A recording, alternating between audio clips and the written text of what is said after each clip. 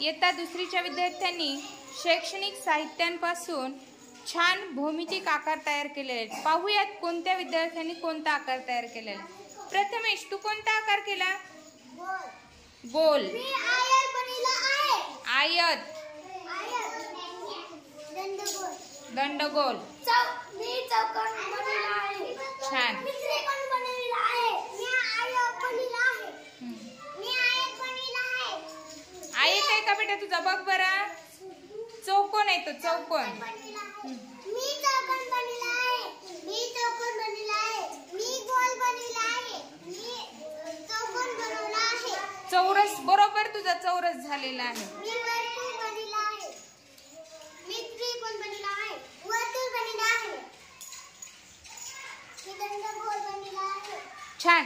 पहा, शैक्षणिक साहित्यापासून आपण छान भौमितिक आकार तयार केलेले आहेत। पहा, अजून आपण कशापासून भौमितिक आकार तयार करू शकतो? माचीसच्या काड्या। माचीसच्या काड्या जोडून सुद्धा आपण भौमितिक आकार तयार करू शकतो। आईस्क्रीमच्या काड्या किंवा आपल्या परिसरात सापडणाऱ्या अनेक वस्तूपासून आपण छान भौमितिक आकार तयार करू शकतो।